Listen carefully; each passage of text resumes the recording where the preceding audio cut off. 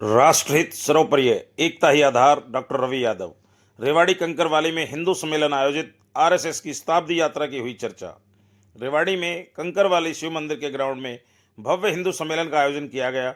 इस सम्मेलन का मुख्य उद्देश्य हिंदू एकता को मजबूत करना और राष्ट्रीय स्वयंसेवक संघ की 100 वर्षों की गौरवपूर्ण यात्रा पर चर्चा करना था। सम्मेलन में डॉक्टर रवि यादव, संचालक वात्सल हॉस्पिटल, ने ओजस्वी वाणी से सभी को मंत्रमुग्ध किया। इस कार्यक्रम में आरएसएस की स्थापना से लेकर अब तक की उपलब्धियों और समाज में लाए गए 5 प्रमुख परिवर्तनों पर विस्तार से प्रकाश डाला गया। डॉक्टर रवि यादव ने कहा कि हिंदू समाज को अपनी सांस्कृतिक विरासत को संरक्षित रखते हुए आधुनिक चुनौतियों का सामना करना चाहिए।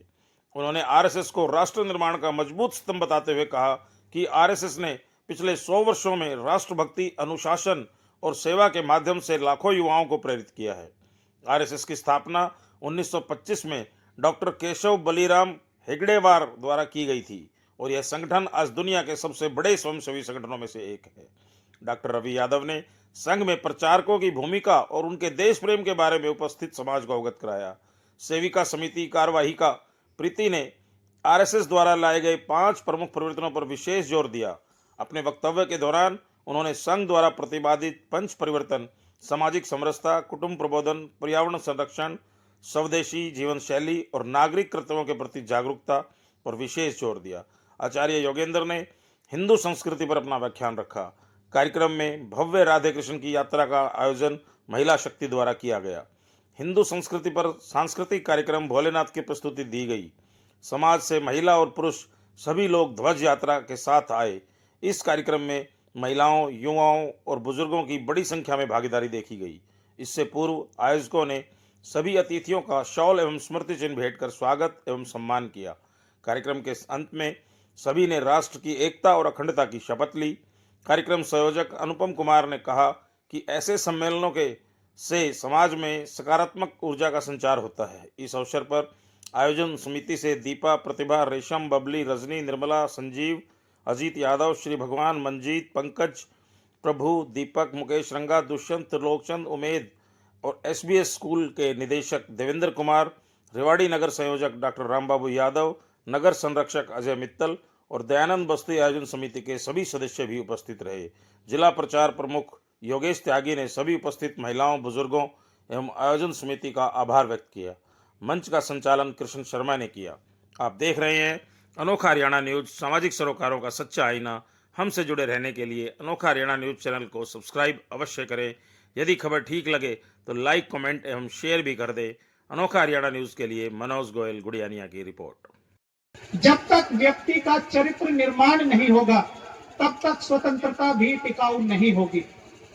इसी भाव के साथ उन्होंने राष्ट्रीय स्वयंसेवक संघ का जो है शुरुआत की।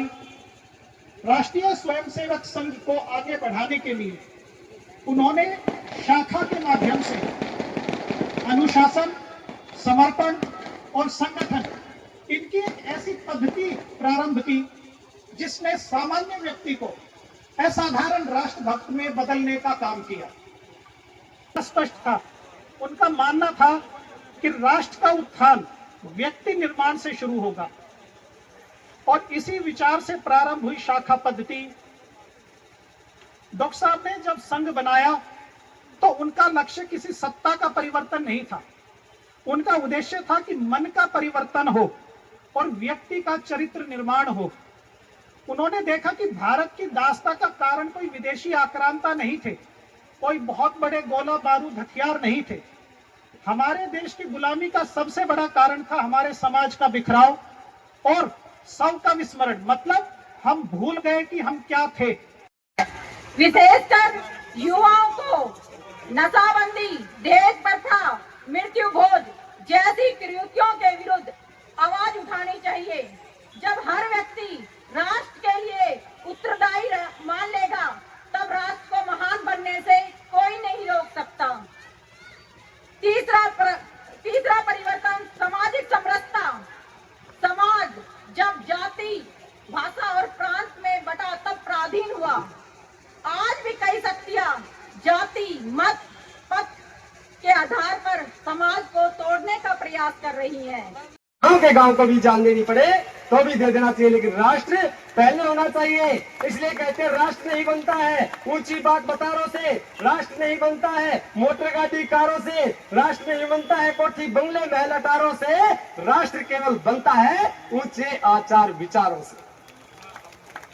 इसलिए आप अपने विचार अपने बच्चों से साझा करिए, उनके साथ बैठिए, उनको देशभक्ति की भावना जगाइए उनके अंदर, और उनको मंदिरों के अंदर ले जाइए। मंदिरों में ले जाएंगे तो पता लगेगा। आज हम देखते हैं, दुर्भाग्य होता है, सुनने में हमें एक लगता है कि कितना बड़ा विडंबना की बात है कि हमारा देश गुलाम था, पहले देश गुलाम था, बगल में जापान देश भी गुलाम था, लेकिन जब आजाद हुआ तो थोड़ा ही आगे पीछा था बस। लेकिन जापान जैसे ही आजाद हुआ, आजाद होते ही तुरंत सबसे पहले उन्होंने गुलामी की जो निशानियां थी वो सारी मिटा दी। कोई गुलामी की निशानी जापान के अंदर उनके राजा ने छोड़ी नहीं, बिल्कुल भी। आप देख रहे हैं हमारे देश के अंदर, देश आजाद हुए कितने दिन हो गए हैं, कितने वर्ष हो गए हैं, लेकिन आज भी गुलामी की निशानियां हमारे देख लेंगे। ये अकबर रोड है, ये तुलसी का पूजन करते हैं, रोज चिलैरी बढ़ते हैं, रोज परिंदे अपनी छत पे दाना चुगने आते हैं, बड़े बड़े उपहासों को भी हम यूं ही सजाएंगे। अरे ये ताकत के बल पर, अरे ये ताकत के बल पर हमने किसे सताया ये बोलो, तलवारों की धार दिखा के तिलक लगाया ये बोलो।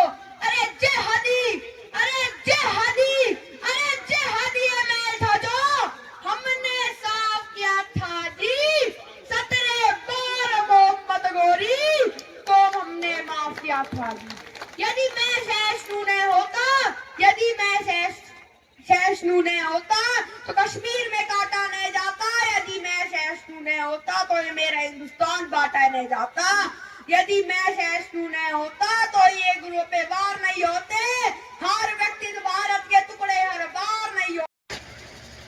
साधु संत और इस कार्यक्रम को भव्य बनाने वाली आयोजन समिति के सभी सदस्यों का मैं तहे दिल से धन्यवाद करता हूं।